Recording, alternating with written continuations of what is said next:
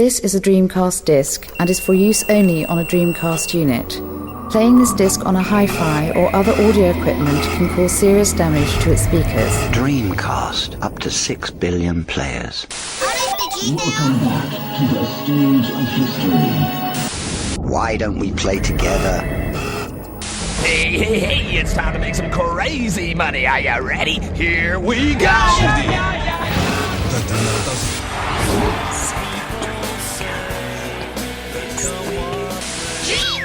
Please stop this disc now.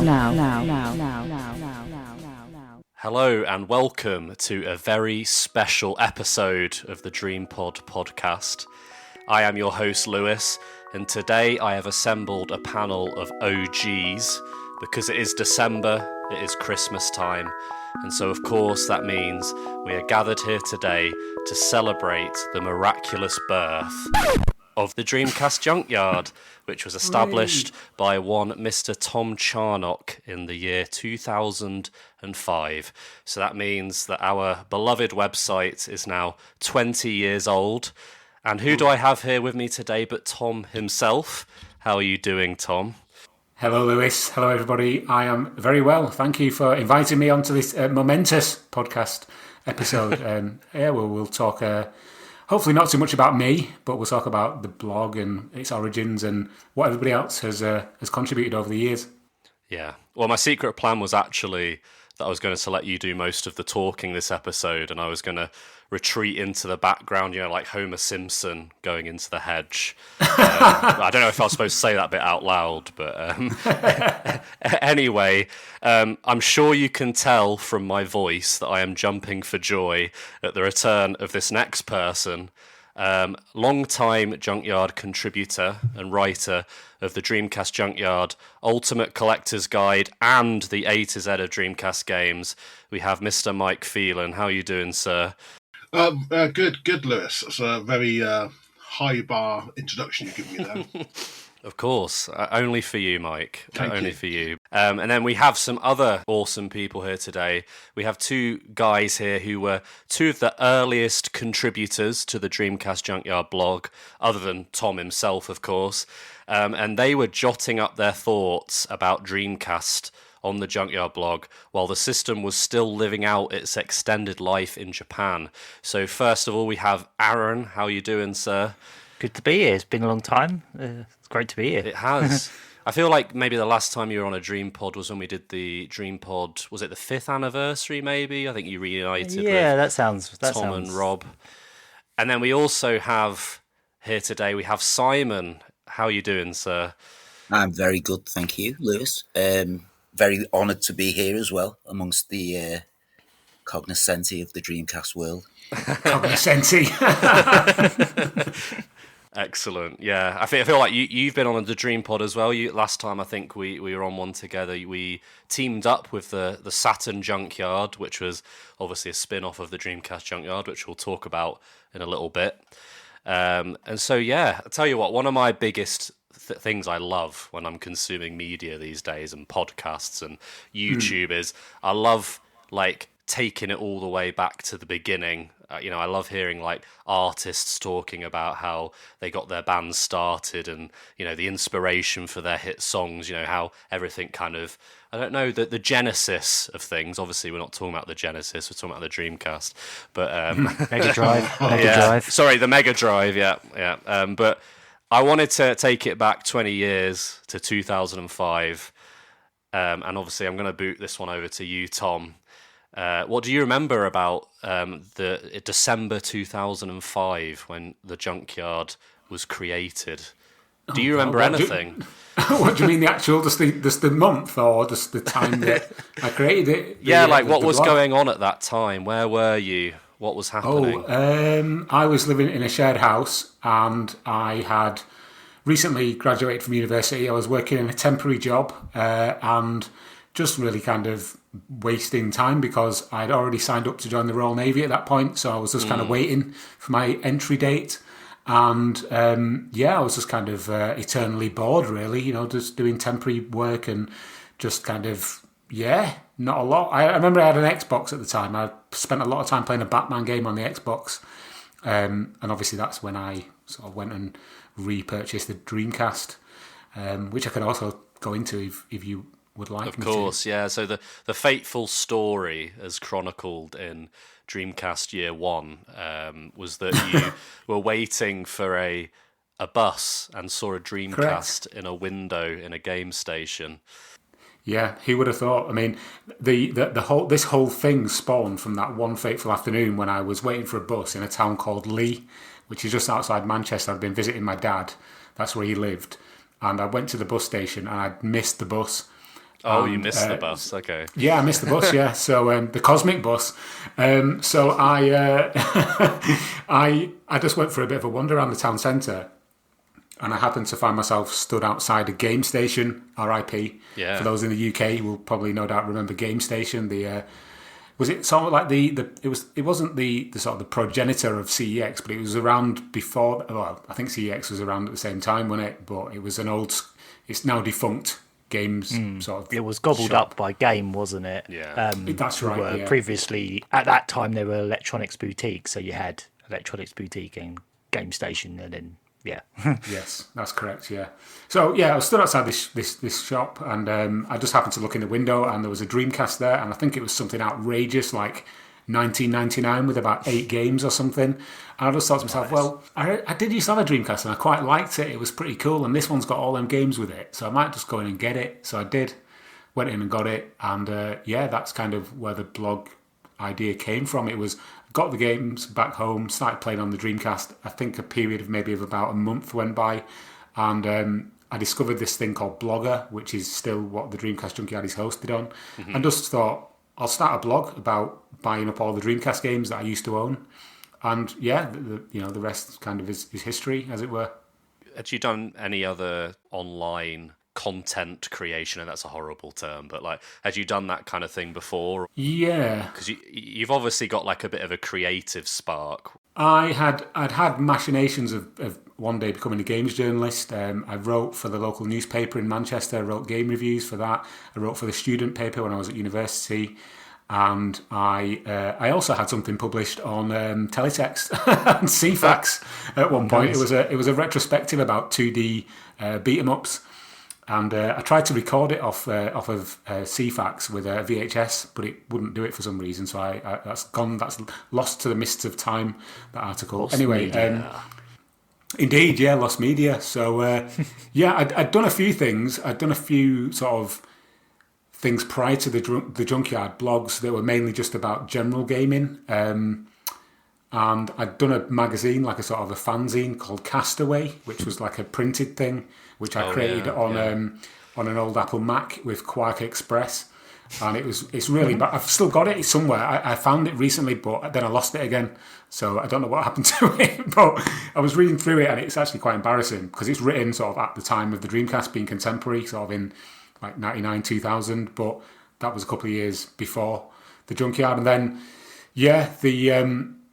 I grew up like probably most of you guys on this podcast did, and probably a lot of people listening, like reading games magazines. So that's where I kind of crafted my skill, if you will, because I was very much influenced by the big games journalists of the time. The magazines are like Games Master, Total Control, Arcade Magazine, Mean Machine, Sega, CVG, Sega Power, all the classics. Yeah. And I just wanted to really emulate them. And at the time as well, I was reading, there's a blog called UK Resistance, which was a kind of a sort of sideways, tongue-in-cheek look at gaming. It was written by a guy called Gary Kutlak, who went under the pseudonym Commander Zorg. And I was enamoured with that blog, and I thought, I might just have a go at sort of emulating something a little bit similar to that, but sort of, mainly focused on the Dreamcast. And that's kind of where the idea came from. And I just kind of put pen to digital paper, as it were, and away it went.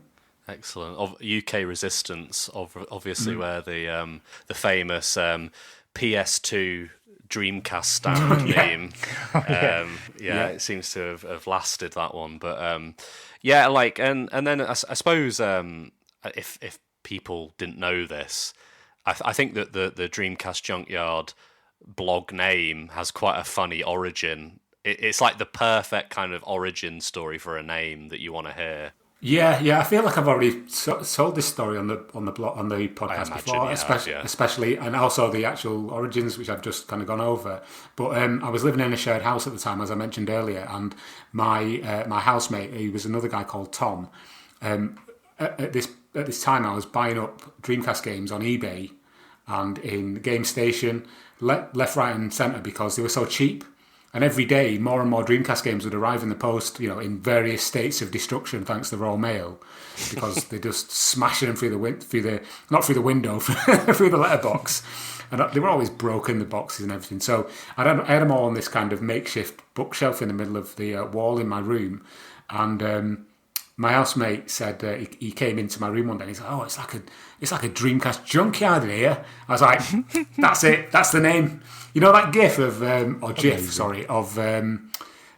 DiCaprio when he's like, he kind of clicks his fingers and points at the screen. Yeah. It was like that. It was like that's it. That's what I'm going to call it. Does that mean that potentially there was some names you were thinking of? Like, is there any cutting room floor blog names that you can reveal to the people today, or is that lost to the annals of time? I think maybe the Dreamcast Archive was possibly one of them, but I think Dreamcast Junkyard was the one I settled on. It's so long ago. I can barely remember, to be honest. It was a very fateful launch, wasn't it? It was you missed your bus. You went into the game station. Your flatmate walked in and said, "This is a Dreamcast Junkyard." Stars aligned.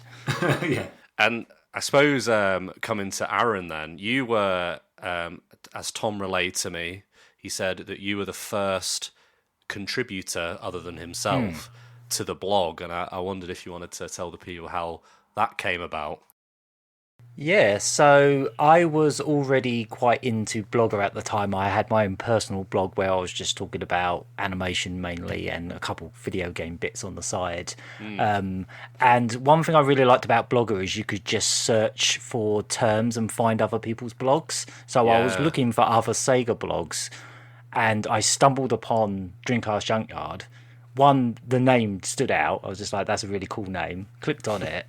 And I was just really surprised to find someone else that was doing exactly what I was doing, running around game stations looking for cheap Dreamcast games.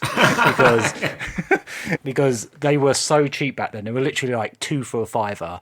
And it was almost every game you could imagine. And like I had Game and Game Station on my high street, and it was literally a 10-minute walk away from me, so I could walk up. I literally walked up there every day to see if they got anything new in, and they got some really surprising stuff over the time. Like I remember getting the DDR mat, Samba de Amigo in there for quite reasonable prices. So I was really surprised to find someone else that was just cataloguing what they were finding at boot sales and eBay and all that kind of stuff. So I felt compelled to join in because it was basically the same journey I was going in. I didn't repurchase a Dreamcast. I still had my original Dreamcast from 1999, but there were so many games I hadn't caught up with. It was almost like I deliberately set up a backlog for myself to catch up with all the games that came out, because so many games came out in that short space of time that I couldn't possibly keep up with them.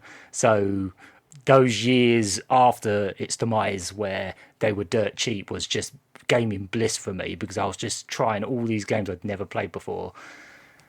And I think the way you sort of came onto my radar, Aaron, was you were just a prolific commenter on the posts, and we would just have these conversations in the comments. I was thinking, this guy knows his stuff. I wonder if he'd like to get involved and like write some stuff, and obviously he did. So yeah. Again, like it's like before, it's like the stars aligned, you know. Yeah, definitely. I was at university at the time. I was studying animation at the time, and this was kind of like my first actual go at writing. Like I did do stuff on the internet years prior. In fact, my first website was actually typed up on a Dreamcast. I had the keyboard. Nice. And I went on, I think it was angelfire.com. That's where my website was hosted. And because of how much it cost per minute to use the Dreamcast Online, I would disconnect it on the edit page, type in all the HTML that I'd written down in a notebook, and then reconnect it to save it.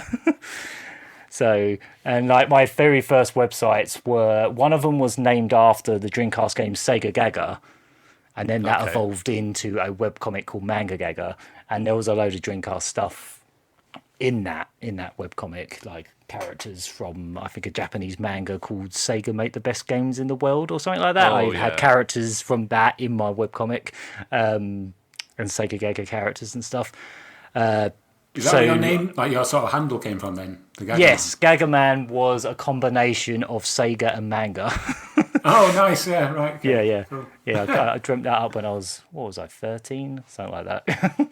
You did quite a few early YouTube videos on the Dreamcast Junkyard YouTube channel. I looked at some of those old videos. There's this incredible stop motion animation called like Welcome to the Dreamcast Junkyard. Who made that? I made that. That's really, like, it still looks great. I was working on. I can explain how that all came about. Because I was doing that animation course. They had a contraption called a lunchbox sync, I think it was called, and it was just like a thing that you could connect to a camera, and it had stop motion buttons and onion skinning on your TV and stuff. And I was using it for a stop motion project I was doing for the Sci-Fi Channel at the time. It was just like a little parody of Tron. And while I had the equipment in my house, while I was borrowing it from the university, which was literally down the road from me, so I didn't have to like travel anywhere. I literally just walked to uni and back.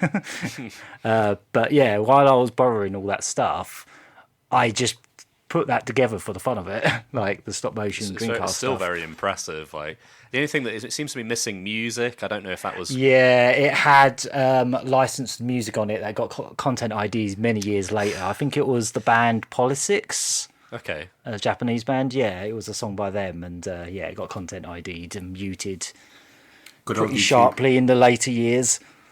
Good old YouTube and its preservation. But yeah, that is a really impressive animation. And of course, you had a series called Rummage as well. I'm presuming that is the name coming from, like, I don't know, you're rummaging through your collection and just reviewing games, presumably. It was kind of like a play on the whole junkyard thing. I thought, well, if I'm going to do reviews, I might as well rummage through the junkyard kind of thing. Yeah, I like it. Yeah. Nice. Yeah, so I think it's interesting because, like, Tom, obviously the blog was originally just you kind of chronicling your various purchases of Dreamcast games, and I think, as you said, occasionally you were just rambling about any old stuff that happened to you at the time. I mean, a lot of the early posts are only, like I say, like very tangentially related to the Dreamcast. It was just kind of like, I've got to go to work and my job's crap, and by the way, I got these Dreamcast games, and how can I tie that into my awful day at work kind of thing. So that was like the original kind of blog, wasn't it? Like, people used to advertise blog as being this kind of like diary almost that people would write online.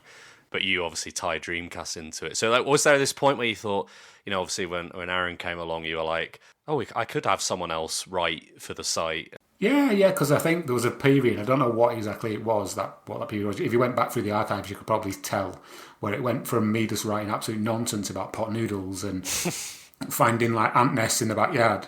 Never nonsense when it comes to pot noodles. Well, that's true. To then like being more like feature related kind of content, where it was actually like, there's actually some thought gone into this rather than just like a stream of consciousness on a keyboard. You know what I mean? Yeah, I think that's like a natural thing that happens when you write stuff online. I think, obviously back in the day I used to write on a, my own blog. And I think, I used to go from these like posts that were like 3 paragraphs of utter shit to, oh no, I can't publish this. I've not thoroughly proofread it a million times yet, and it's like you end up writing essays and you're like, flipping hell, when is this going to actually go up? I think one of the points where I realised that actually maybe more people were reading it than I thought was when I went on a National Express to Liverpool to find Dreamcast games. I was reading that one yesterday. And I think I might have called John Lennon a chav because he was from Liverpool. Sorry, Simon, I know you're from that area of the world. It's all in the past, mate. It's all in the past. And the comments went crazy, and I was just like, "Oh my God, what have I done? I've besmirched the good name of John Lennon here, and like." Just in the name of fun and trying to find Dreamcast games, and all these people commenting in the comment, slagging me off, and I was like, "Oh my God, what have I done?" Yeah. But don't tell my dad that. I think in a different time he might have had a blog about the Beatles, like a fan site. But so that's cool. So yeah, at some point you kind of, I guess the site gradually morphed into kind of what it is now, which is like a news website. We review stuff, we do retrospectives. Obviously, we've got this podcast which started in 2015. And so I suppose I wanted to also come to another very early contributor is Simon. How did you get involved? Well, I kind of was clearly winging it because I'd not even owned a Dreamcast during its lifetime. I didn't get my first Dreamcast till 2004. I'd gone straight from the Saturn to a PS2 lured by a DVD. So I got my first Dreamcast 2004, and it coincided with me getting a decent PC. And I think I was just Googling Dreamcast and came across the yard that way. And it was a fairly fully fledged site by the time I discovered it. I mean, I'm fairly sure that Aaron had put some videos on it quite early on. And, I became a massive fan, and I think probably was also a prolific commenter. Yes. And I think if I remember rightly, I persuaded Tom to meet me in a pub so I could give him some Dreamcast tat. I can't even remember what it was, but I think it was a copy of Confidential Mission you gave me. Well, yeah, because I had two. That's exactly right. And we met up for a pint, and he was very warm, very generous, and I think we discussed then, or I sort of blagged that I could get on with the team, and he just very generously, gave me a chance, which was really kind, really nice. And then it sounds like you had a job interview, Simon. Well, it wasn't so much a job interview as just sort of, I was like a massive fan, to be honest with you. And we've been forewarned not to be too gushing about Tom, but I was like a real fan of the writing and of the content and of the site itself. And because I was actually quite new to the internet at that time as well, it was quite a big thing for me to meet up with Tom. When I found out he was in Manchester and I was in Manchester, and we actually only lived round the corner from each other. Yeah, we did. I think I did a bit of an opportunistic bribe and got myself in through the back door. No, it was good. I can distinctly remember coming to meet you. Was it the Paramount, the pub on the corner? It was the one that had previously been a cinema, yeah. I wouldn't have been able to name it, but you're absolutely right. Yeah, it's on the corner of Portland Street and Oxford Road, I think it was. In Manchester City Centre. Got a couple of manx together, Tom. Well, the magic happened. The magic happened that day. Yeah. No, yeah, it was great. It was surreal. Just from my side, it was quite surreal to actually meet somebody from the internet. In 2005, 6, whenever it was, and just have a love of the Dreamcast. Because even now today, we know people online who have love games. But it's quite uncommon to meet somebody in real life, even though gaming is as big as it is, who has a passion as strong as you do. So when Simon was like, let's meet up and have a beer, I was like, yeah, too right. So Andy brought with him gifts. So I was just like, wow, I can't lose here.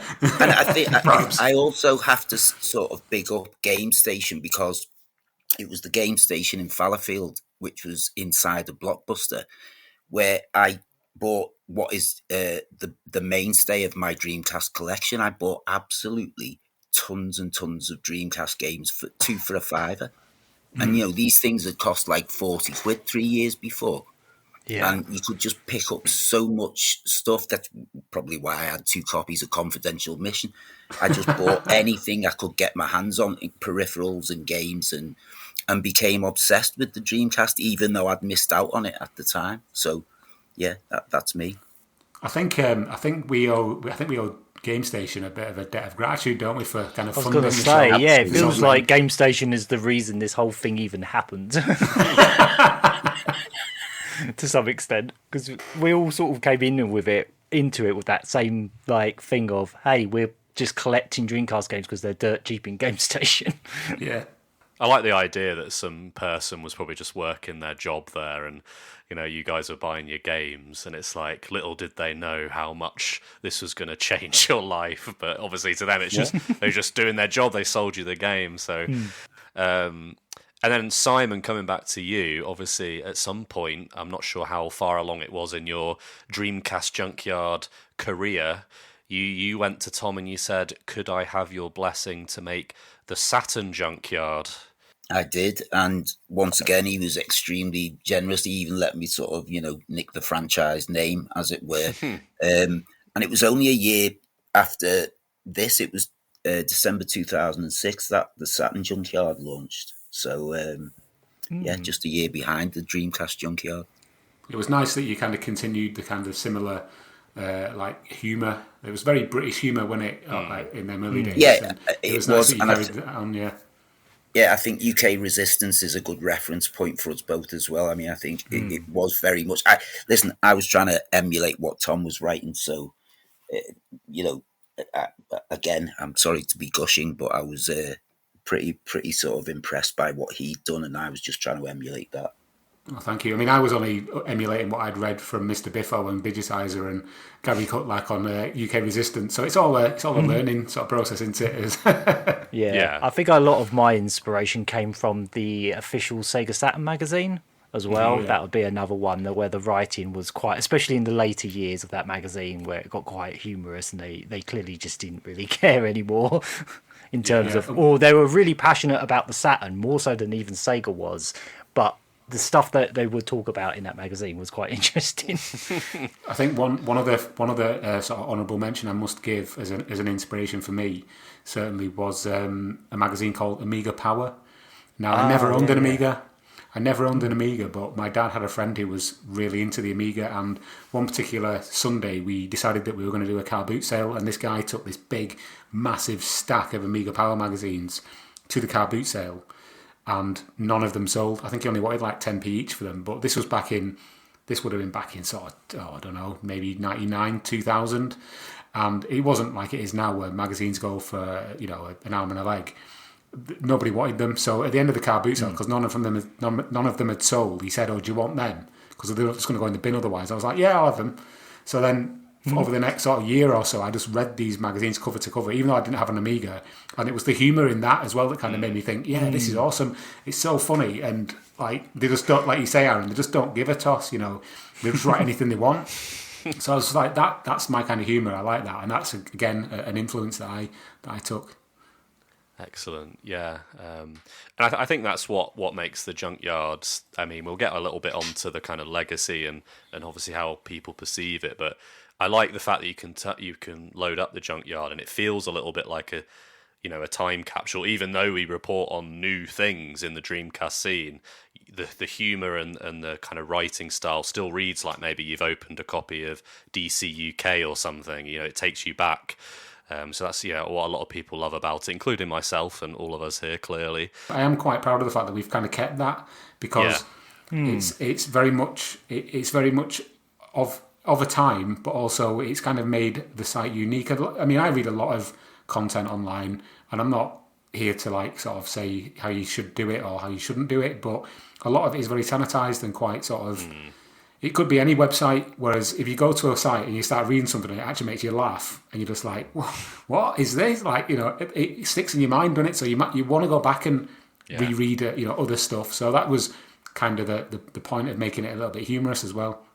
Yeah, even just like the sort of the oddball articles that like you'd have weird spreads like that in the old gaming magazines about like some way of connecting games to something completely random. Like when Tom, you wrote an article about petrol stations in Dreamcast games. Like no one's going to write that on like a big mainstream blog. Yeah, so I want to just come to Mike here because I believe you joined the blog because of the Ultimate Collector's Guide, which you'd written, right? Yeah. So I'd read the Junkyard for 10 years or so. I actually got into Dreamcast collecting pretty much the same time as Tom started the blog. So when I started getting into Dreamcast games The Junkyard was an obvious online resource. And then I sort of focused on collecting Dreamcast games in 2010-ish. Did a list, and it was a list basically. Emailed Tom randomly one day, showing him this list, and then lots of things happened in the next few months. It was pretty quick, wasn't it? We moved quite quickly on that. I saw that list, then I was just like, "Oh my god, this guy knows his Dreamcast games." I can distinctly remember reading your email while I was walking over in Southampton, where I now live. There's a big bridge called the Itchin Bridge. I suppose it's like the British version of the Golden Gate Bridge, but on a much smaller scale. And I was walking over this bridge, reading this email on my way to work, and I was just like, wow, this is unbelievable. We have to do something with this. Was it your idea, Tom, or was it yours, Mike, to actually print it? I think it was a joint decision, really, wasn't it? Yeah, I think it was. I was doing this for my own personal use. There was no sort of bigger picture with it. I don't even remember the actual email, what I sent Tom and why I sent it for. I think it was just more to do with the fact that I got to a point where I was relatively happy with the list, so I wanted Tom to sort of see it. Someone who I respected in the Dreamcast community, as it were. And I think we just started talking about stuff, started talking about things. It was a time of quite a lot of change for Junkyard, if I remember rightly. It was before the podcast, or it was about the same sort of time as the podcast was being germinated in Tom's mind, I think. I think we just decided, let's print it. Nice, yeah. And it was originally printed, and how were you selling that on the website, Tom? Like, was it just like a PayPal link or something? I do remember at the time when it was released, I just can't remember. we had I'd been online, I'd researched like some places that would like do a print for us, and I'd found a company based in Bristol, I think they were, and they said, yeah, send us the files, we'll have a look at it. I spoke to a friend of mine, Phil Hockaday, who is the host, or was the host, of a podcast called Maximum Power Up, and he's a graphic designer by trade. Mm-hmm. And I asked him if he would mind sort of seeing what he could do in terms of a cover. So he sent back this amazing artwork of the Dreamcast, sort of the top, the lid with the Dreamcast Junkyard logo and everything like that. And I sent the files off to this company in Bristol, and they were like, yeah, we can do this much for this amount of money. So basically, we were basically funding it from people buying it. So when we got a certain amount of orders, I would then go take the money that they'd send that to the company in Bristol, and then they'd print them and then send like a box to my house. And then it was a case of me sitting in the living room with a load of envelopes, stuffing these envelopes with everyone's addresses, and then just like going down to the post office in my lunch break with like this massive stack of envelopes, and people getting really like annoyed with me in the queue behind me because I was taking up so much time. And that went on for a number of weeks, just doing that over and over again. So every time we hit a certain amount of orders, we'd go to the company and say, can we have more? And then they'd send another box out, and it just went like that for a number of weeks. And it was never like, it was not like a for profit thing. It was all just went into the book printing, essentially. Yeah. Yeah. And this would have been around, I think this was around the 10th anniversary of the website. Mm-hmm. If I recall, yes, it was. And we had a competition on the 10th anniversary where people could enter to win some Dreamcast vinyl records, if I recall. Yeah, that was cool. And they were supplied to you by Sega Europe. Yes. And you sent the Ultimate Collector's Guide to those guys as a thank you, didn't you, Tom? I did, yeah. Just a little bit of background on that is I basically pestered people at Sega Europe, a couple of people. I was eventually put in touch with the guy who ran the PR team at Sega Europe, and just said to him, look, we've got this blog. Are you familiar with it? And he was like, oh yeah, we know what the Dreamcast Junkyard is. I was like, well, we're coming up to our 10th anniversary. Is there any chance, have you got anything that you might be able to like give us that we can just give away as a prize? And he just said, in my drawer, in my office, I've got these like 5 copies of the Dreamcast Collector's Edition vinyl. I was just like, what? And he sent those out to me, and then we basically ran this competition where people had to guess. I think it might have been in 2 parts, actually. I think the first one was like a Sega Rally 2 time attack thing. And if you got the highest or the fastest score on one of the courses, you got a copy of the vinyl. And the second part of it was guess the VMU icons of like 30 different games. And then obviously the people who got them all right, we put them into sort of like a random number generator, and then whoever got them, the other 4 were sent out to those people. So contrary to popular belief, I didn't actually get to keep one. I held them in my hand for a very short amount of time, but then they all went out to people who had won. I think one of them was maybe in Australia, so that was quite expensive for me to send out. But you know, I was just looking at Discogs, and someone in Australia is selling one for $100 Australian, so it might be that person. Oh, get their address. I'm going to tell them what you're doing. Keep it. But yeah, so I know what you're alluding to at this point. So sorry, Mike. I feel like I've kind of cut short your intro to the. You feel free. Basically, what happened was, as a thank you, I sent a copy of the book to the guy who we'd been dealing with at Sega Europe, saying, thank you very much for this, it's great. About a week later, the guy who ran the Sega Europe YouTube channel, he used to do these like vlogs every week. I can't remember his name off the top of my head. I think I remember that, Yeah, he would do this like weekly vlog from Sega HQ kind of thing. And he had a copy of the book, and he held it up and he was like, "This, thanks to the Dreamcast Junkyard for this book." And I was like, yes, we've got like Senpai noticed me kind of thing, you know. And they showed it on the thing, and I was just like, I was made up, like they'd actually like acknowledged the fact that we'd sent them this book, so they must have seen it and they must have had their hands on it and all the rest of it. I was like, great, winner. Anyway, about 3 weeks after that, we got an email from Sega Europe's legal team saying, you know, this is not an official product. You need to stop selling it, take it off, you know, off sale, blah, blah, blah, blah, blah. And then thus began the sort of the Sega Europe cease and desist saga, which went on for a while. We redesigned the cover, or rather I got Phil Hockaday to redesign the cover with an unofficial, like this is not related to Sega in any way. We republished it as a volume or version 2000.1, which obviously is a play on Virtua Striker 2. Just a little in-joke for the Sega Dreamcast fans amongst us.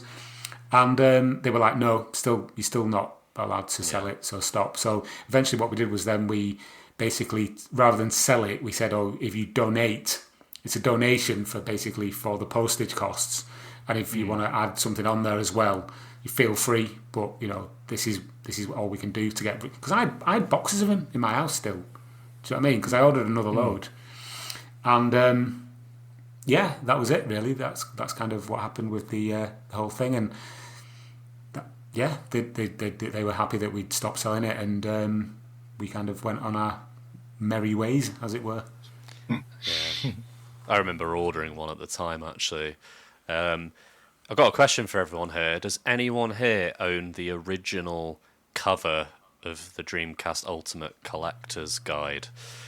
Yes. Think I do, yeah. I've got I'm not sure if mine's the full one. I think I've got like was the first print run like a thinner book? Yeah. The first two were both thin, yeah. Yeah, I've got that one. I think I've got the first one. Okay. Yeah, because the second edition was it had more content in it, Mike, because you'd have more pages at that point. Yeah. Yeah. I haven't got the first one, so I mean, it's going to be like sort of a J.R. Hartley sort of experience for me in several decades' time when I scour around bookshops in Bristol trying to look for someone who's got an original copy of my book. But no, I never. I don't know why. I'm sure I had one, but for some reason I don't actually have an original one anymore. They do pop up on eBay occasionally. I've noticed that. They don't go for very much. I mean, they go for about 15 quid or something. But it's a nice little kind of artifact of the mists of time. I will admit that I did purchase one from eBay maybe like last year or the year before, because I can't find my original copy. So me, who is in the Dreamcast Junkyard, had to buy the Dreamcast Junkyard book. What is going on? I do believe, at least maybe for a time, I don't know if this is the case anymore, did you have Sega's cease and desist email framed on your wall? I did. Oh, did you? Nice. Yeah. It was. You know, you don't. It's not often you get a cease and desist from Sega, is it? So I thought, why not? Yeah, that just adds to the story, in my opinion. I love that little detail. Wonderful. Just as a final sort of closing point to that whole saga, really, the reason that it came out later, maybe a couple of years later, the reason that they were so adamant that we weren't to sell this book was that they were working behind the scenes with a French publisher called Pix and Love, and they had a Dreamcast, collector's guide type thing, which was officially sanctioned, came in a nice hardback cover, and the cover artwork was eerily similar to what we had Phil had just kind of come up with off his own back. So I think maybe that had something to do with it. They had a sort of a publishing deal with Pix and Love, who were a pretty big deal in the games book publishing world. So yeah, we weren't to know, and it was all an innocent coincidence, I think, at the end of the day. I've actually just looked it up, and it looks nothing like it. Well, I suppose it's like at the top of a Dreamcast, but the Pix and Love one's like blue, isn't it? I think they did do a orange edition as well. A Shenmue edition, that's what it was. And that one was orange with Ryo Hazuki on the cover. Yeah, it's a bit of a reach, like saying it looks. Whatever. Anyway, Sega, thankfully, are a little bit less protective, and that they seem to be more sort of supportive of the fans nowadays. But I suppose just finally, Mike, obviously you went on to develop the Ultimate Collector's Guide into an even bigger book, which is the A to Z of Dreamcast games, which is frankly astounding piece of work, if I may say so. You may. It was the original plan for the guide. When I was doing the guide, was a list for myself, just doing as a collection. I then collected everything I wanted to collect, really. So I'd always tinkered around with reviews. I come from a punk fanzine background, so short reviews of things was my sort of deal. So I wanted to sort of do that. I didn't really have much of a grand scope with it, but after the success of the collector's guide, I thought, well, let's expand it a little bit. And I do remember one person on the Junkyard once saying to me it was a slightly improbable goal to review every Dreamcast game and do an actual guide. So was that Ross who said that? It was Ross. So yeah. I put Ross's inspiration as my way of doing it. But yeah, so obviously the end of it was a 580-page book, which is still on the internet. And would it be safe to say that it's your magnum opus? It is my magnum opus, yes. I think, I have some kind of tendency to make lists of things. So, at some point, I'm sure I'll make another list of something. But for now, it is quite a proud achievement, yeah. Yeah, you should be proud. It's incredible. And I do hope that we can release like a newer version of it at some point. I will try my best to get that out there. But amazing stuff. I don't know if anyone wants to know how I joined the Junkyard. I suppose we're on to me now. Yes, come on, let's enlighten everybody, enlighten listeners, come on. I used to run, I think for 10 years actually, speaking of anniversaries, for 10 years I wrote... Only 10? Yeah. Part-timer. Yeah. I wrote a blog called Alt Mag, which kind of like how Tom did with the Junkyard. I kind of I eventually invited people to join and write stuff up. Actually, Aaron, I heard you go, oh yeah. I used to frequent Alt Mag. Yeah, nice. I was a big fan of it. That's amazing. Yeah, because I think we used to tweet a lot with the YouTube channel you were part of called Lucky Hit. Yes, Lucky Hit. Yeah. Yeah, Lucky Hit. Awesome. Yeah, and then. Obviously, Tom, we used to interact a bit on Twitter as well. Yes. I'm also a alumni of AltMag. I read AltMag. That's how you kind of came onto my radar, because I would read your blogs and stuff. So yeah. And probably maybe not little to your knowledge, I'd been reading the Junkyard before that, and like again, I'd seen your writing, and obviously I'd read like game magazines before that were that dry British humour that we all love, and obviously reading the Junkyard and then writing my own blog, I was influenced by that, and that was a long period of my life that I used to write things. And then Tom, one day you said, oh, do you want to join the Junkyard? And I was like, yes. And then I think eventually, just obviously because I'd been running that website, I think I kind of got more involved with like the admin side as well.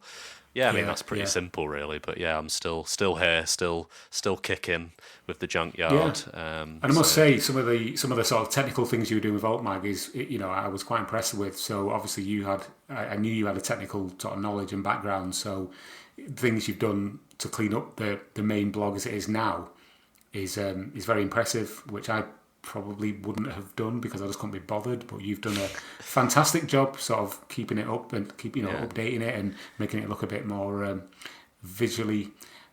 Well, I've tried to keep it similar, like that kind of old school look still, which people obviously really appreciate. It's in a sea of generic websites. What's that dead internet theory thing that we always talk about? It's coming for us. Yeah, it's coming for us. But yeah, and then I don't know if Tom, if you want to list off quickly like a few others, other names that have come and gone in the past with the Junkyard and left their mark on the blog. Oh, there's so many. I'm going to offend some people by not mentioning them, but obviously one of the other early members of the team was Barry. He went by Barry the Nomad. He went on to form Sega Bits. He was quite prolific in that early period. We had Caleb. Obviously, he wrote a lot of stuff on the blog and joined the podcast for quite a while when in the formative days and years. Who can forget his amazing Jesse the Body Ventura impressions? I'm trying to think who else was there. There was Scott, who was our Australian correspondent. There was Ross. There was Martin. B Sharp Major General. Rob Jones. Obviously, more recently, there's been people like Mark, who runs Maz Gaming. There's so many people that I'm going to forget and really sort of offend some people, but I don't know if you can list some people as well, Lewis. That like more modern contributors. We've had like Brian. Of course, Harvey, who's Pizza Hotline, he's gotten more into the blog recently. Obviously, been on the podcast. Got James Harvey, Kev, Loz, Mike Rogers as well. He's a more recent contributor, and as well more recent Stephen Montani, who's done a lot of interviews with like Sega Sports developers and stuff. Andrew Dickinson as well. He's quite quite prolific. I think that's probably most of. There's that chair. Sorry, making its triumphant return on the podcast. It's a different chair. Every chair I have seems to squeak. I can just imagine you going to a shop and sitting down and going, "Does this squeak?" Yes, I'll have this one. Did we mention Rob Jones? Yes, who now edits. He's the editor for PC Gamer. So yes. Yeah, we birth legends at the Junkyard. But yes, awesome. So I don't know if you guys want to, if there's any particular, I suppose I'll come to you first, Tom, like if there are any specific articles or just general memories about the Junkyard that you wanted to relay to the people here that you remember fondly. I think the earliest, what you might describe as a controversy, was Aaron was the author of it. It was his brainchild. It was using a was he using a maraca to play? I was going to say this. God. This was going to be my story. This was going to be what I was going to talk about. I was also going to talk about that. Shall I let you? I'll let you talk about it then, Aaron. Go on. You do the honours. So I was, because any new weird controller I got for the Dreamcast, I would just try it with all kinds of games. And I thought, what if the maracas worked with World Series Baseball 2K2? And in my head, because I barely even played this game, I just had it from where I bought it in Florida for like 20 cents or whatever. I chucked it in. And I was like, oh my God, it actually kind of works. And I wrote a whole article about it, photoshopped all these images of the baseball players with like Samba de Amigo faces, and was like, this is incredible, blah, blah, blah.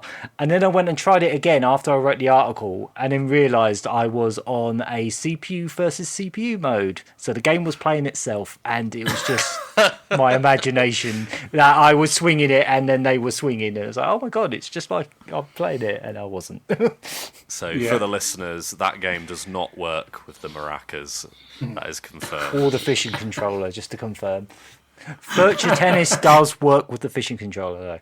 Yes, as does Soul Calibur. Yeah. I have video evidence. Go oldest videos on the YouTube channel, and you will see me playing both of those. Nice. Ones that I wrote, the one that kind of sticks with me, and it was probably a bit too meta just because of how niche it was. And I thought, no one's going to get this. This is going to be ridiculous, but I'm going to do it anyway because why the hell not? It's my blog. I'll do what I want.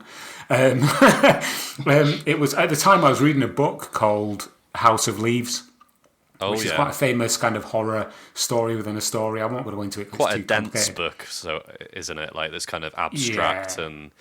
Yeah, the way it's written, the way that the author arranged the prose, as it were, on the page is all like some of it's backwards, some of it's got random different coloured words, some of the writing is going like up, like from the top to the bottom, and sometimes it's going in spirals, and it's a really out there story about a guy who finds a sort of labyrinth in his house. Anyway, at the time I wrote this article, I was reading that book, and the article was. I can't remember who sent me this as a sort of a inspiration. It might have been John Linneman from Digital Foundry. It was an email about the ending of the production of the Dreamcast, like an internal email. And so I thought, I can just publish this as it is, just copy and paste it into the article. Or I can try and be creative, inverted commas, and do it in the style of House of Leaves, which is what I did, obviously. And it was far too meta, and it's a little bit embarrassing now looking back at it, but I thought I was being really creative. So if you want to go and look at the email that heralded the end of the Dreamcast internally, written in the style of House of Leaves, it's on the blog. So yeah. I love that. I've never actually read that, so I am going to look that up after this and enjoy it. Yeah. It's a bit wanky, I apologise. And what about you, Simon? I was going to say about Aaron's video, which was something that blew my mind at the time, but I seem to remember, and this could be a false memory, but correct me if I'm wrong, that I was perhaps on the 5th birthday of the Junkyard. I kind of felt like I was there on my own and that everyone else had got off. I'm sure Tom had gone to sea at this point or was in training college or something. I don't know where Aaron was, but I felt like I was in an office building on my own, and that there was this monumental site, and I just didn't really know what to do. I was a bit panicky, so that would be an early memory or a memory of my time there, being in charge at the 5th birthday, and there not being anyone else around, not in charge in the building, as it were. Had it turned into a labyrinth? Sorry. I do remember, like in that period of my life, obviously I couldn't like log on to the Blogger back end and do stuff because the computers just wouldn't let me. But I do remember, occasionally checking in on the Junkyard and seeing if anyone had written anything. And I do remember a period where the only name that I saw was, this post is by Father Krishna. I was like, oh, he's carrying on. Nice. That was your handle, Simon, just for the people out there. That was my handle back in the Father day. Yes, Krishna, yeah. Oh, okay. What about you, Mike? I think article-wise, there's been so many over the years. It's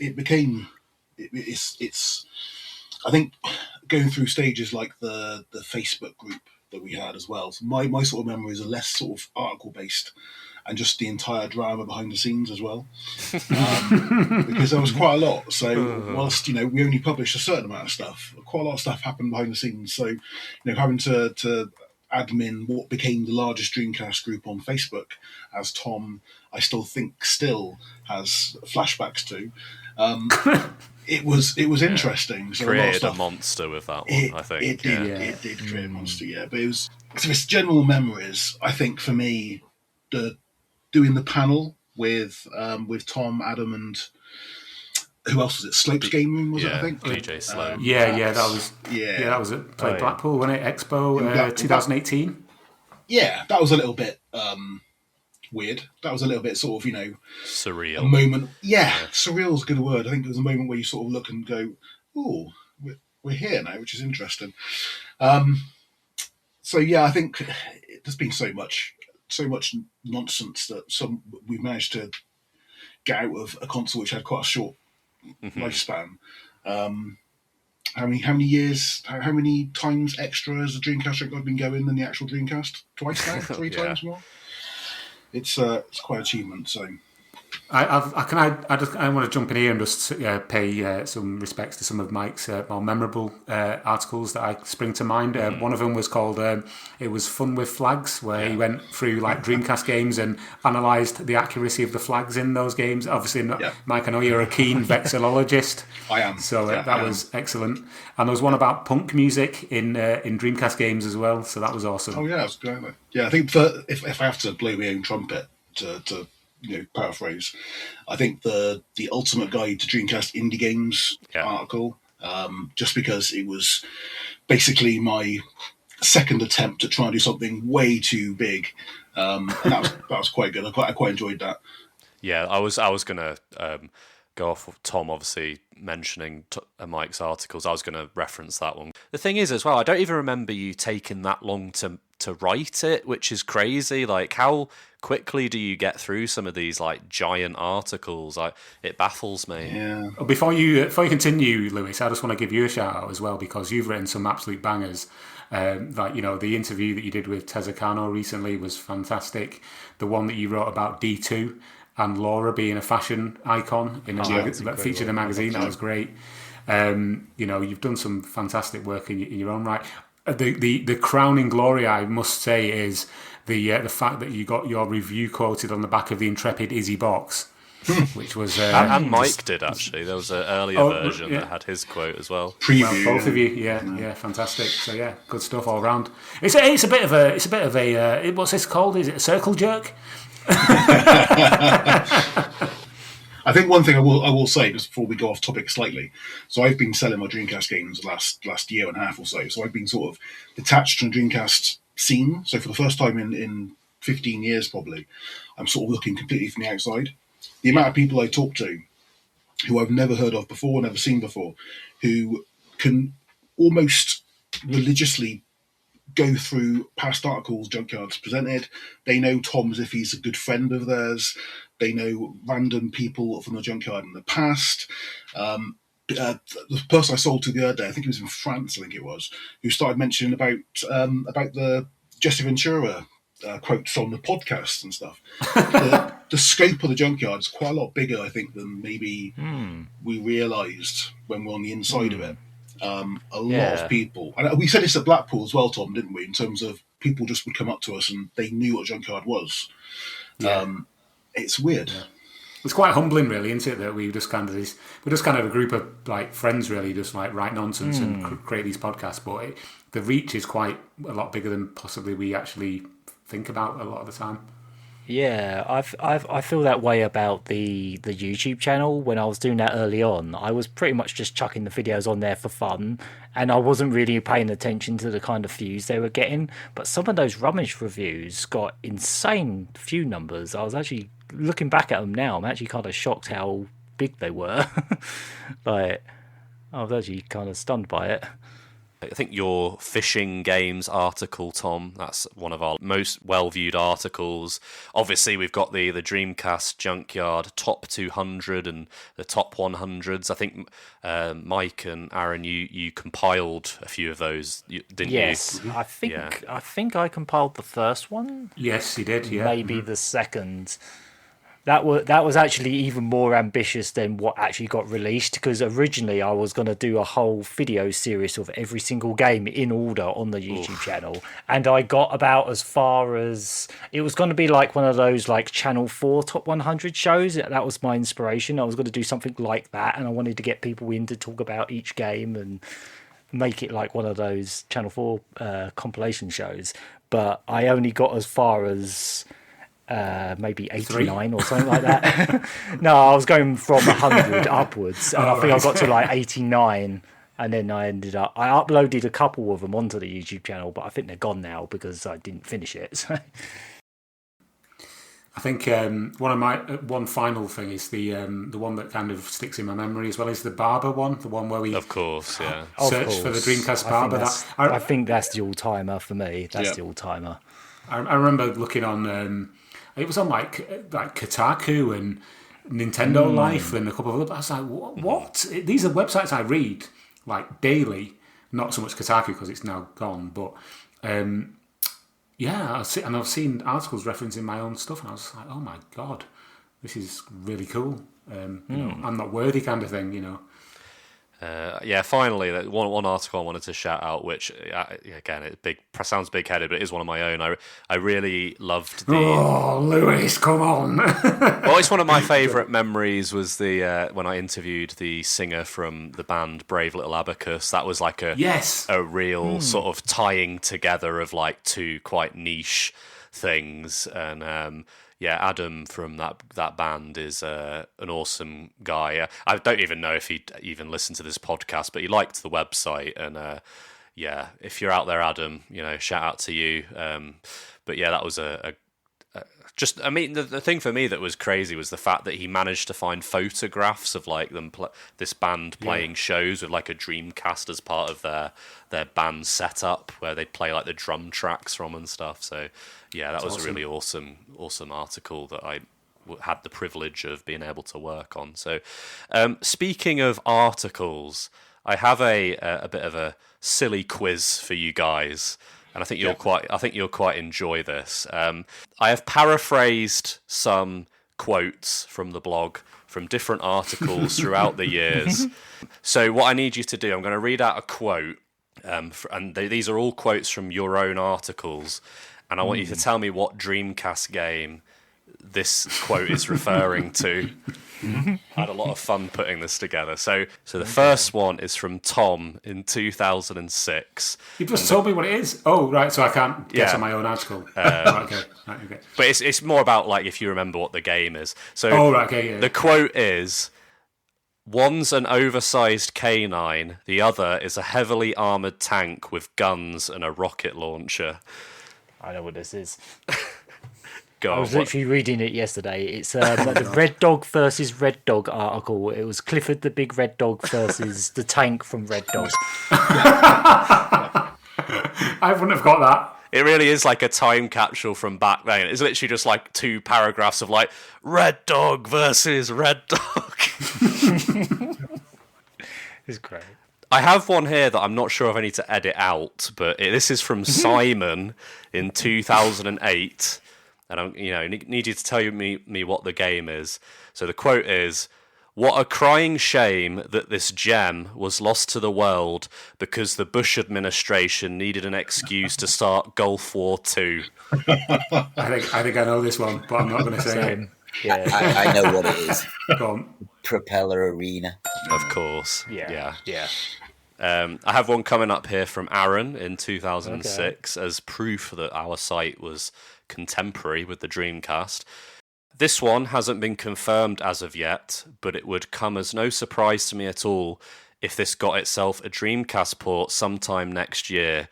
The game was recently revealed in Japanese arcades, and like its predecessor, it's running on Sega's Naomi system, so a port would be a doddle." Oh. Yeah, it was 2006, that one. Oh, that rings a bell. Karas? Trigger Hearts? No. That's right, Tom. You got it right. So it's Karas. Okay. Yeah. Oh, is it? Yeah, I thought so, yeah. Isn't that coming out soon? On Steam? It's coming out on Steam soon, isn't it? But yeah, when Aaron wrote this, obviously it was coming out soon, which I think is awesome. Like the fact that we was, the blog was able to, write articles that were reporting on new games. So what we didn't know at the time is that was the last retail one. GD-ROM. So yeah, I think in that very article actually you comment on, they said, was it like Under Defeat was the last game and Radigy was the last game? It kept going for years. It just kept going. They were like, this is the last for sure.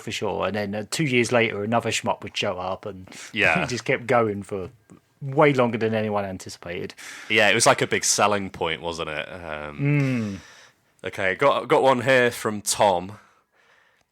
So the quote is, "It's a PAL exclusive, so many people in other territories may not have had the displeasure of sampling it, but you really aren't missing anything. If I had the resources, I would buy up every copy of this game and fire the entire shipment into the sun so nobody had to play it ever again." That's got to be... Can I take a guess? Go on, Simon. Is it Spirit of Speed? It isn't. It isn't. You're warmer though. You're warmer with that. Can I? Okay. I think I might know what it is. Oh, I think I might know as well. Can I have a guess? Go on. Is it Exhibition of Speed? It is Exhibition of That's Speed. what Is that what yeah. you guys thought? Yeah. Okay. All right. Next one. There's no points for this, by the way. I just thought we'd have a laugh at all the quotes. Well, you're technically passing with flying colours at the moment. So yeah, this is from Mike in 2020. So we have a game that looks and sounds decent if completely unspectacular, plays a little like a tech demo or proof of concept, and ends up being a bit dull because of it, and which has some pretty unfortunate bugs, overlooked issues, and disappointing design choices. If you're someone who can overlook these issues, however, and some will, it's also a little disappointing that there's not really a massive amount of game here to enjoy. A handful of tracks, a nice variety of vehicles aesthetically, but with no variation in mechanics, and there's not really a huge amount to keep coming back to. Mm. I know this. I think I know this one because I've got some hate mail because of it. So, what do you reckon it is, Aaron or Tom? I think it's that. What was it called? Racing Legends GP? Is that the name of it? You're close with the name. Yeah, I can't remember the name exactly because it was that kind of generic, but it was the one that had like loads of car. It was an indie 3D racing game that had like a Sega Rally car, Daytona car, that kind of stuff. Yeah, you're on the money with that one. Do you know the name, Tom? Oh, Arcade Racing Legends. That's it. Yeah. That's it. Nice one. Cool. We got another one from Tom here.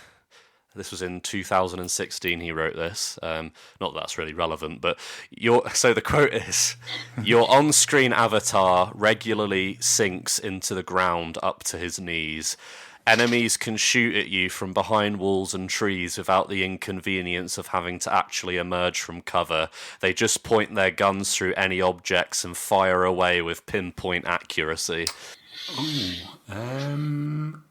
I just from the description, I think I might know what it is. Shall I just guess? Does anyone else know what that might be before Tom goes? No. Okay, go on, Tom. What do you think it is? I might be wrong. Is it Spec Ops Amiga Squad? Yes, it is Spec Ops 2 Amiga Squad. Yeah, nice one.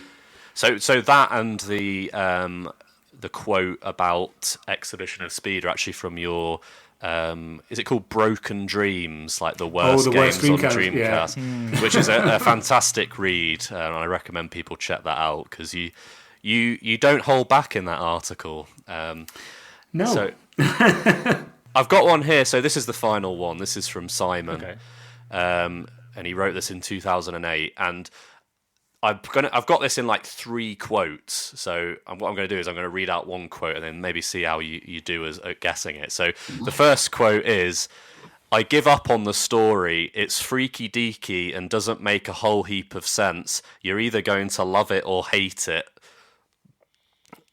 And then I can give you the next quote if that doesn't give you enough. Okay, so if you are not a fan of cutscenes, avoid this game at all costs. There's over an hour's worth of the little blighters in there. Oh, is it like Deep Fighter? No. It's not an hour of cutscene, is there? Can't be. Oh, could it be Sword of the Berserk? You're right, it is, Tom. Oh. Is it? I was going to say Mark and X, but I don't remember if that had really long cutscenes. Yeah, I'll read out the third quote, actually, because this probably would have eliminated a few possibilities. So the third quote was, "The graphics are somewhat, rubbish. If you can throw yourself back to 1999, and then in brackets it says, and I always could before that pesky 360 got in the way. I guess they're okay, but when you look at the glorious graphics of, say, Soul Calibur, Shenmue, Dead or Alive 2 or Headhunter, you wonder why some developers settled for second best." It's quite scathing, Simon, about poor Sword of the Berserk. I've got really fond memories of that game as well. Outside of like the cutscenes being very long, I did actually quite enjoy that game. Yeah. No, I really did. And I played a Sword of the Berserk game on PlayStation 4 very recently as a result of that. But Yeah, and the story was equally freaky deaky.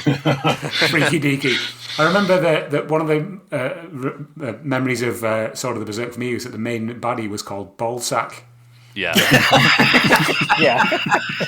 That was actually a quote I was going to use, but I thought it'd give it away too much. But yeah. Anyway, that's the Dreamcast Junkyard quotes game over. So yeah, there's some great little quotes in there, and obviously there's more where that came from if you check out the website. But I suppose just as last thing, I just wanted to ask everyone here, like, what is it that made the Dreamcast Junkyard so special, and what made it last for so long and continue to this day?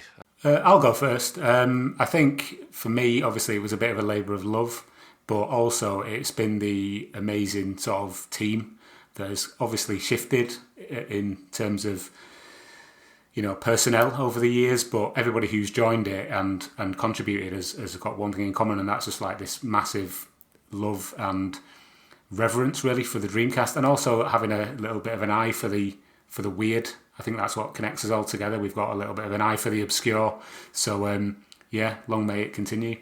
I think for me, like, the Dreamcast Junkyard sort of came along at quite a pivotal point in my life where it gave me the confidence to speak my own mind on the internet more than I used to, in a way. And it got me into YouTube just after. This was literally around the time Google Videos died off and YouTube was starting to take over. Google Videos, that's a throwback. Yeah, I did have quite a few videos on there before YouTube, but yeah, it really gave me the confidence to get on camera and talk about the things that I was passionate about, and I still kind of do that stuff today, and I kind of have the Dreamcast Junkyard to thank for that, really. I'd like to say it's the generosity of the site. It's always been a place that's welcomed newcomers. It's always been a place where, I mean, the fact that you've included some of us old timers, Lewis, it's a place that, where you still feel welcome. And we're all old timers. We're all old timers. Well, I'm probably older than most of you, but for me, it's like a place. I think of it as a place, and it's a place I like to go still. I think the Dreamcast Junkyard is special, obviously, to many people who use it and have been on it. A lot of us sort of second wave contributors, as it were. I sort of class myself as a sort of second wave after Simon now and all the early guys. For most of us, the reason we love the Dreamcast is because of Junkyard. So it was a massive. I'm sure Lewis speaks the same as well. We all were inspired by the Junkyard. So the fact that there's now a third wave, I think I'm probably fair in saying that. I thought a third wave of people now involved in Junkyard. It's incredible how long running the site is, and long may it continue. It feels like, for me, a piece of the old internet that is still kicking in pretty much the same way it was 20 years ago. And I miss that old style of the internet. Like, everything's so like clinical, and like it's all just focused around these 3 or 4 social medias. And it's just nice to just go on a blog again. That's, it's still in the style, the writing style of like some of the older stuff. It feels like going back to the old. Even though it's about all new stuff, it still feels like an old-fashioned website. I suppose. I'm not saying it's like dated. I'm just saying it. It feels cozy, like the internet used to. Yeah, we get loads of people telling us, like, don't ever change that layout. It's so kind of almost part of what the Junkyard is, in a way. Yeah, definitely. Like you say, it's like you go. Like I was saying before, it's like a time capsule that kind of takes you back to, when this console was alive and kicking. However, we are talking about the console, however many years later. Like, what was it? 25 years now. The Dreamcast has been alive. And, we're talking about brand new games and Grand Theft Auto 3 being ported and all this crazy stuff. And obviously not not to obviously just toot our own horn here, but like this all wouldn't be happening if it wasn't for the the people in our community who release new games and push the console to its absolute limit, development wise. I mean, we'd probably still be writing retrospectives, but as all that news stuff that we obviously report on and all these new games we review would not happen without them. So yeah, obviously it kind of goes hand in hand, I suppose. Yeah, absolutely. Yeah, there'd be nothing for us to write about if they weren't putting out new stuff. For me, it's like it's always great to have somewhere to be able to record your thoughts, because it's like I'm sure we've all found is that you might meet the odd guy at work who's like, yeah, I remember the Dreamcast, but I find that in real life it is few and far between people you actually meet who are like our level of geekiness with this console. And the fact that I can write an article about some obscure stuff that if I told my mum about it, she'd just be like, boring, she'd just be like, what are you talking to me about, Lewis? But the fact that I can put it out on a post and like people comment and people read it and find it interesting, it's like that's like a great thing that I'm glad that the Junkyard exists as a place for us to all reach out to fans like ourselves and our fellow nerds. Yeah, and also obviously shout out to like other similar fan sites, Sega Saturn Shiro, and podcasts like the Sega Lounge and Shenmue Dojo. I mean, they're older than the Dreamcast Junkyard, but they're all kind of part of our amazing, vibrant scene. So yeah.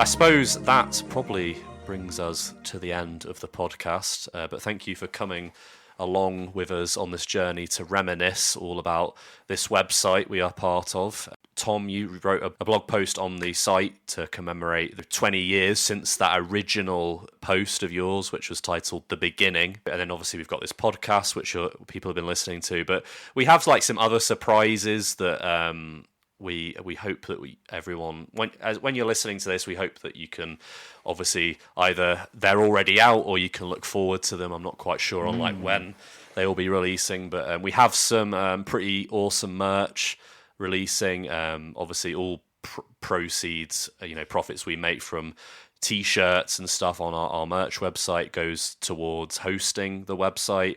None of it's like goes into our pockets. But yeah, we have 3 new merch designs. We have one is an updated logo from the. So we had a t-shirt go out that was a logo created by Kopke, who also goes by From Ashes to Fire, who's like a prolific illustrator in the scene. He's done a lot of stuff for like various Sega blogs over the years. In fact, I have a really awesome House of the Dead poster that he designed that I once won in a Sega Nerds competition. But he designed this logo for us maybe like last year, and he did an updated version that incorporates 20 for the 20th anniversary, which is really cool. It's a really sleek looking update that he did. So you can get a t-shirt of that. We've got like hats and beanies are going to be coming out as well with that logo on it. We also have Aaron, you designed frankly incredible piece of artwork, yes, which is a play on one of the earliest banner designs for the I think it was the first one you ever did, Tom, right? Just as far as like graphics. Yeah, it was, yeah. Yeah, there's the dude from Crazy Taxi / and then Sonic and Beat from Jet Set Radio, and I thought like we could have like a T-shirt that basically looks like the old internet. So you did a fantastic job of that, and it shows that original article. So yeah, that's an awesome design, and I will be getting myself a T-shirt of that. And if you actually go onto the Junkyard now, you will see that artwork at the top. Can I just mention the artwork that you see in the banner? That's not even the whole image. That's just a part of it. There is also a character from Pen Triathlon at the bottom as well. Yeah. So like with his tentacles wrapped around the rummage button in the corner. That's right. Yeah. Yeah. I love that little detail that you added on there with the rummage. So yeah, and so that will be on the T-shirt itself. So you'll see the full design there. And then finally, we have a T-shirt designed by Sega Gaga creator Tez Okano, which is a bit kind of crazy. But yeah, he I helped proofread some English text for him for a Kickstarter he was doing, and he said, "Can I illustrate you something?" And I was like, "Yes, can you do as a merch design?" So he did this incredible piece of art that features the two characters from a game that I won't name for legal reasons, on top of a large junked Dreamcast. So that's another design you can go get. So yeah, and that's I think that's on stickers and on T-shirts. So yeah, and then should we mention the thing, Tom? I don't. It's a work in progress. Maybe a work in progress.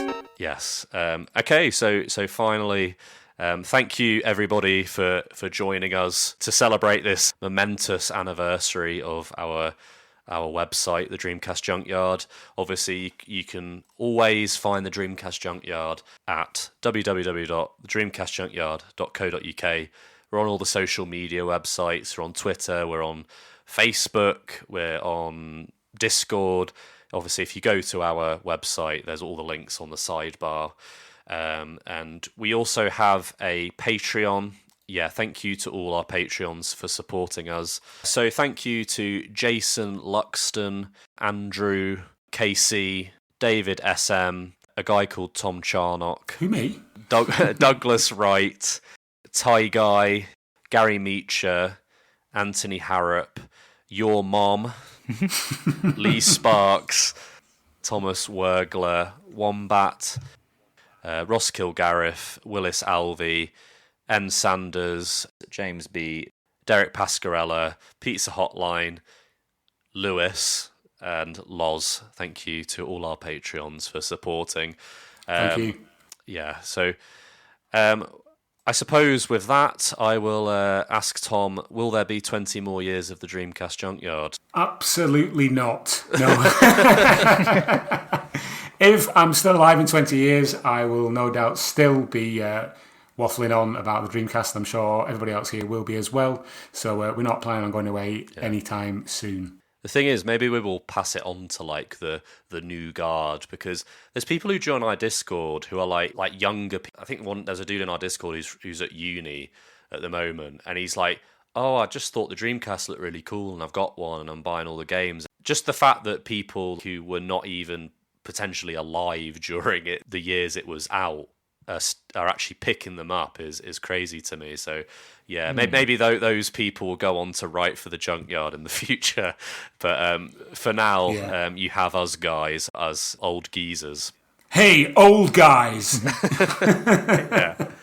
Tom, do you want to leave the listeners with some parting words? I mean, at this point, all I've got really left to say is to, take care of yourselves and each other, in the words of the late, great Jerry Springer. Are we all just going to have a big fist fight on stage? Yeah. All right. Thanks for listening, everybody, and keep dreaming.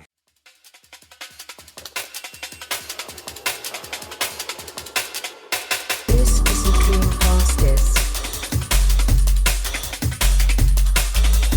This is the Dreamcast disc. This is the Dreamcast disc.